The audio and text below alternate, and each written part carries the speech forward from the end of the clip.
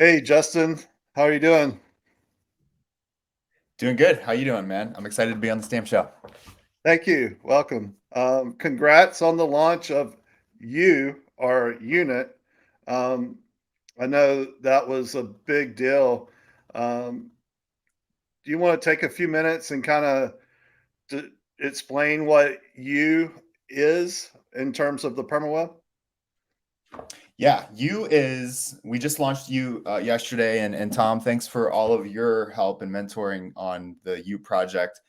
So what we wanted to do with you is build a new token that implements the foreign protocol, and then the goal with that would be is to have a token in the SmartWeave world, in the permaweb world, that can send transactions for users and for smart contracts. There's sort of this token out there with a protocol that allows not only users to transact value from one another, but also allows contracts to transfer value from one another.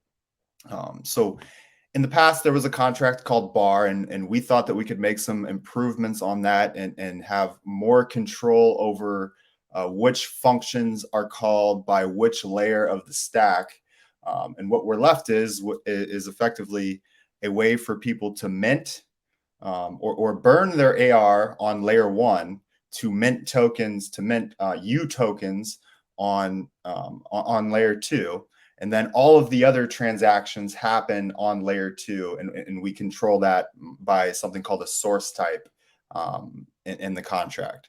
So yeah, so we what we think we have is a more secure and more robust. We've also added a new function to the foreign call protocol called reject, which allows a contract to, if there's any reason that the claim doesn't fulfill the needs of the if there's any reason that a transfer that was created for the contract doesn't fulfill the needs of whatever's happening next on the contract, rather than having that get lost in a void where the contract can't send the money back and you can't claim it because the claim is now owned by the contract or the transfer.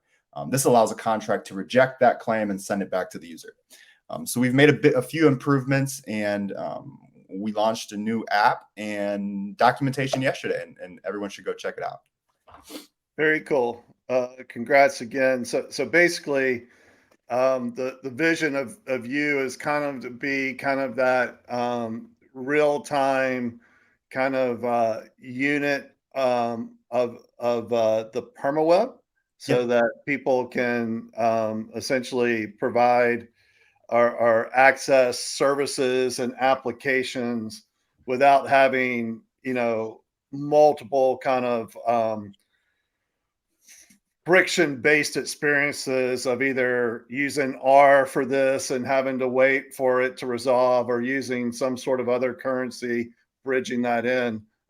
You would be able to, once you get into the permaweb, you would be able to kind of interact with many different applications. Is that kind of the goal? Yeah, 100%. Once you're in the permaweb, you're sort of on layer two, and everything can move really fast on layer two. There's a service called the warp sequencer that sequences transactions in order, and it bundles transactions as well. And so those transactions get added to what's called an optimistic cache, and everything is happening instantly on the permaweb. Instantly meaning within a couple seconds every time a transaction is sent.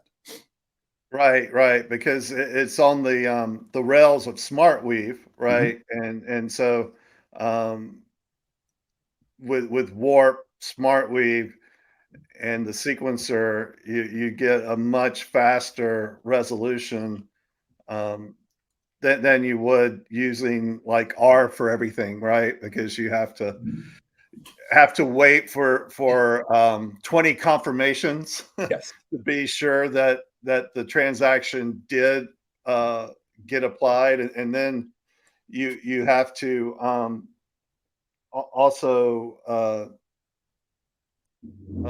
you can't store R in a contract, Mhm. right? So you have to have some mechanism of trust in between. So this allows for developers to build systems and manage these services in a trustless way.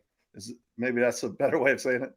Yeah, and this is sort of the conversation to be framed for engineers. If we step out of the engineering frame and we step into the user frame, what users want we're building the permaweb here, and then the classic web or the legacy web is sort of instant. Everything is sort of centralized and fast and instant, and that's good. But on the permaweb, we want permanence and verification. But then we want to match that Web 2 experience for the user, where everything is fast and easy to use. So this is where the U token comes in to make transactions fast and instant on the permaweb, so we can get a Web 2 like experience on Web 3. Very cool. So, how do you think U's going to work with facts? I know you're the founder in residence at Ford for the Facts protocol. So I'm, I also know that U is very important to the Facts project. So could you talk a little bit about how you would work with Facts? Yeah, so what I'll have to do is I'll have to explain what a fact market is, and I'll explain that in the simplest terms. It's basically a box that's a smart contract with two boxes that represent tokens, or two tokens in the box, and each one of those tokens is a bonding curve. So what that means is the price of the token is bonded to the supply of the token. If there's one token, if there's 10 tokens minted, the cost of one token is 10 tokens. So that's kind of how a bonding curve works. And what happens there is if one person submits a transaction, what they would have to do is get the price of the token, of the bonding curve tokens, in this box over here, and then they would have to use the foreign call protocol on the U contract to send that amount of U to that contract. So then after that, the user can submit a buy on that contract, on the fax contract. So they've created a claim on the U contract. Now the fax contract needs to claim that transfer, or they've created a transfer over here. The fax market needs to claim that transfer. So the entire the entire concept of a fact market relies on a pair, which in this case would be U. So this is why, now this isn't the only way that U can be used, sort of with different contracts, but this is one approach that I'm using for fact markets, and this is why U is so integral to my project. Very, very cool. So basically, it will provide users a way to, again, the foreign call protocol, just kind of to describe that briefly, is basically, a locking mechanism, right? So I can give, I have 10 U, and I can give your contract the authorization to claim that 10U to do an action that I would expect in return for, which in the fax market may be to purchase some approval fax tokens, right? Right. And basically that exchange can happen completely trustless. I don't have to trust a third party to hold my tokens for me, and you trust that you're gonna, get those before I get mine, etc. So it's kind of an instantaneous transaction in that regard. Does that make sense? Yes. Would you think it'd be useful to whiteboard this process? Um, if you want, I've heard of live coding on the fly, but I've never seen a live whiteboard session on the fly. So that might Let's be do it. Let's fun. do a whiteboard session. So I'm just going to whiteboard what I just said. I felt like when I said that, it wasn't as clean as it could be. So it'll be a little bit cleaner with pictures. So we had two boxes there. We had one box that was the fact market over here, and this has two tokens in it that are bonding curve tokens.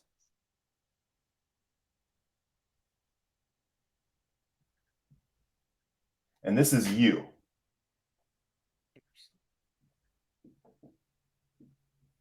So if I get the price here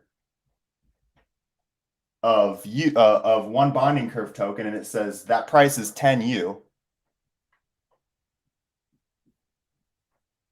I need to go create a transfer here, or run allow to create a transfer here for 10U. Now that this contract owns those 10U from this contract, or now that this user created a transfer for 10U that goes to this contract, when somebody buys, or when that person buys, can claim those tokens and then mint the tokens on the bonding curve. And then then if a user sells tokens over here, this contract would create an allow, and then the user would claim it over here. So that's effectively the foreign call protocol in a nutshell. Very, very cool. Awesome. Yeah. So the Facts protocol, and I continue to see on Twitter, Facts Lab. Can you spend a little bit talking about what Facts Lab is and Yeah. how it kind of relates to the Facts protocol? Yeah, absolutely. Yeah, when I started Permafacts, the intention was to build sort of a publishing platform that was built on top of these fact markets. And as I was sort of going along the process, I started to see the value in attaching these fact markets to any type of transaction. From there, it's like, well, maybe we should build a protocol that is a way to attach fact markets to any transaction on the permaweb, and it could act as sort of like a quality filter for information on the permaweb, and then disintermediate the truth, allow everyone to put skin in the game on any piece of content on the permaweb. So now we're building sort of a lab that the focus of this lab is to try and build products on top of the Facts protocol and find product market fit effectively for different types of solutions, not just one application, which is Permafacts, but we're also working on an application called El Capitan, which is a sort of a new coin tracker, like a coin market cap type tracker, where we're going to try to implement fact markets into that application as well. So the goal here is to build a complete protocol similar to stamps, and then build applications on top of it. Very cool. Yeah, it seems like there's a new developer tool or a new package coming out every week from the Facts Lab. How is it maintaining all those projects? It's difficult, but I think what we're doing is we're trying to build things in a way that makes it scalable. So the Facts SDK is abstracted away from Permafacts so that it can be used in El Capitan and in Permafacts. We try to create sort of a base shell of a UI theme that we can or a UI layout that we can extend across multiple applications. So there's a lot of core pieces that we've built that can easily be pushed into other UIs or SDKs, and we're trying to be smart about how we build things so that effectively it'll scale over time. It's a balance for sure. And I know you know that if I've seen your GitHub and you've worked on a lot of projects, so it's a balancing act, but I'm getting better at it every day. And yeah. Awesome. Again, like one of the, I think core features of the permaweb is data composability, and just embracing that principle in tools, I think has a lot of value as well. And speaking of that, there's a kind of an emerging innovation or kind of practice called renderers, and I know that you're big into driving kind of a best practice for that. Could you let the audience know what a renderer is, and some thoughts there around how developers can potentially use these to compose their UIs together? Oh yeah. So I'm a huge fan of renderers, and I've been. It's funny because I was kind of reading through standards maybe early this year, and I came across this ANS 108, and was talking with some people and Sam, and uh, it sounded like there was a push at one point to get render width implemented on gateways, and it kind of just never happened. So I was looking at the standard, and I was like, well, I feel like this could work if we just used an iframe and passed it a URL and then passed it a TXID, and that doesn't really explain exactly what a renderer is, but it kind of took me down this rabbit hole, and I'm fascinated by this idea. But so to sort of explain what a renderer is and what the render width protocol is, or standard is you can take any transaction, and any transaction on the permaweb usually has some data attached to it. So that data can be rendered in some way or another. What you can do is with render width is you can upload another transaction that the purpose of that transaction is to render a transaction. So if, say, I have a string of text, maybe they're just a bunch of strings of text, and I want to create a renderer that takes a string of text and then changes the color.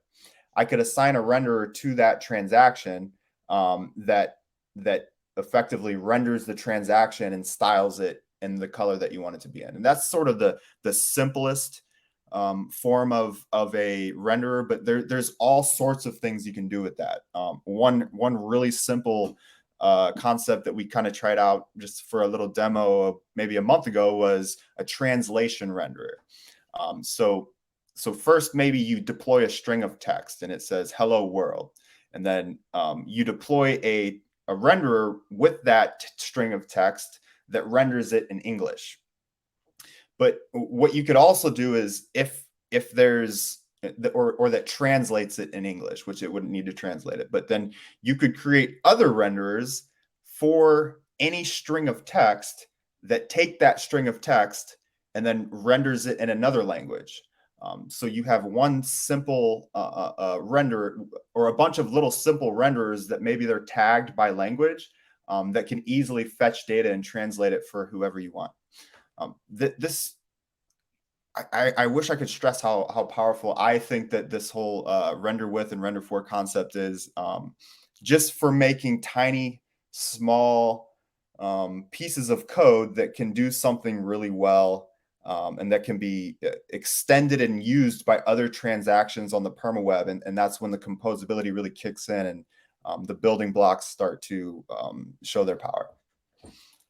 Very cool. Yeah, I've created a renderer for stamps, and yeah, it's a lot of fun, and just being able to take specific data. And I think some community members created like a skinnable a way to skin a music player, and you give it the transaction of the audio file, and then it would find the thumbnail and use ANS 110 to show a title and description. So yeah, I think there's a lot of power there, especially, you know, as we continue to not only put data on Arweave, but also kind of define that data into kind of consistent reusable patterns, so that UI, AI can leverage that, right? Absolutely. Yeah, and it kind of it reframes how you think about transactions. Like the primitive of the permaweb is a transaction, and renderers, in my mind, give transactions like magical abilities. And they can, there's this word going around, like they can remix these transactions. They can effectively remix the data for whatever the user wants. Yeah. Very cool. So again, I think there's two more topics, or one more topic I want to cover, and then I think there's a topic you want to cover. Yes. So what I'll do is just hit this topic, and then we'll jump into your topic. Okay. So um, I know you've been a successful developer. I hate to use like Web 2 developer for many years, and have built a lot of cool stuff in Web 2. I think, if I'm not correct, this is your first kind of Web 3 kind of initiative. So what really kind of got you excited about Arweave and the permaweb to say, I'm really going to jump from this safe Web 2, everything's kind of figured out, to this like clearly a little bit more challenging environment to build in? What really sold you on making that transition?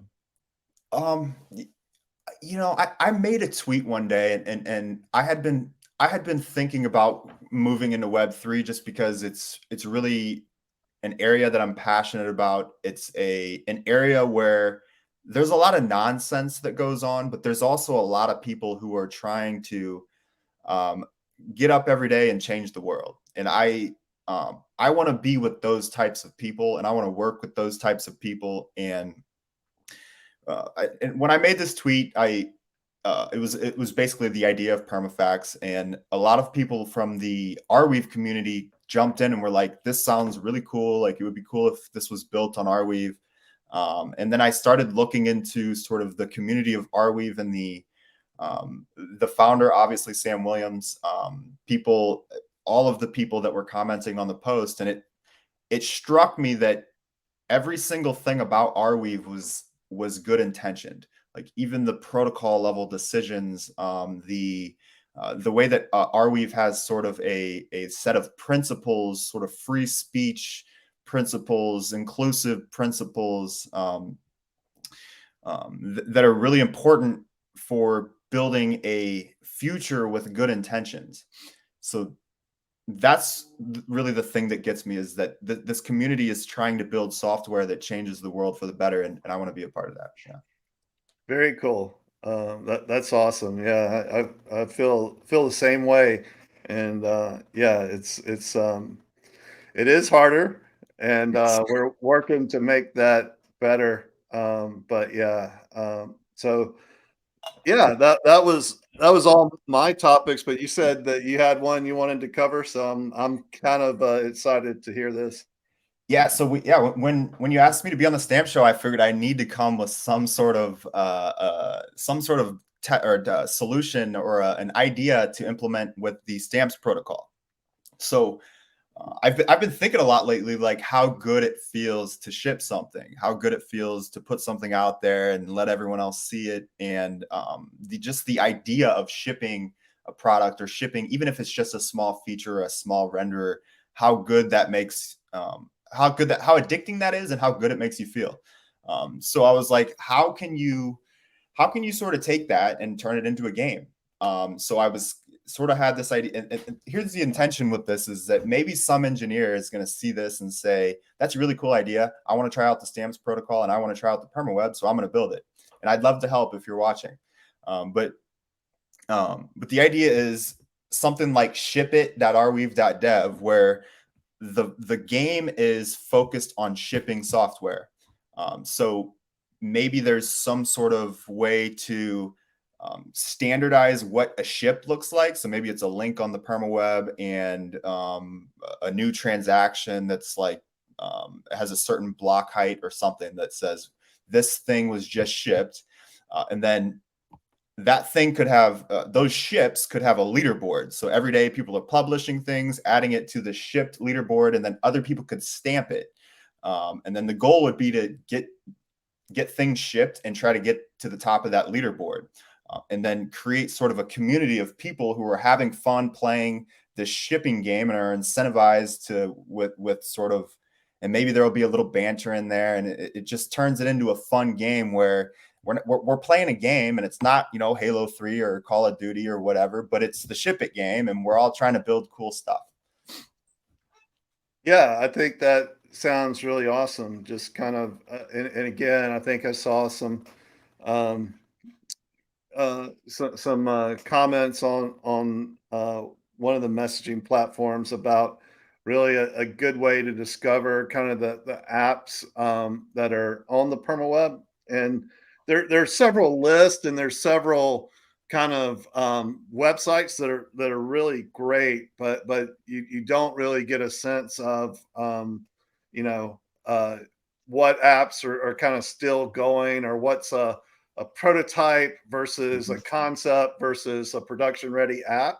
So mhm, maybe something like this could, leverage tags and have, it could be kind of a practice, like every time you deploy your app, maybe add a app status tag of what kind of mhm. state it's in, a version tag, and maybe even a link. And I'm just thinking out loud Yeah, here, so this yeah, is yeah, good, yeah, but a link to release notes, right? yeah. And the ANS 110, and then you could build, kind of this aggregate app shipper tool that's got like everything it needs to, allow people to consume. Hey, this is true activity going on. These apps are changing and getting better all the Mhm. time. People are using them. People are stamping them. Yeah. What do you think about that? I think it sounds amazing, and it's like we could almost get some of the work. Well, I'm not sure where that works at, so I'm actually going to keep quiet on that one. But there's some other things going on about the life cycle of applications and things like that that might fit in there pretty well. And there's some standards I think being put together that might make it easier to build something like this and have it be really cool and pretty robust. Yeah, absolutely. I think that's a good one to kind of wait for some of these lab projects to kind Yeah, of announce, and then like kind of think through this idea, because I think and of course Sam gave a talk,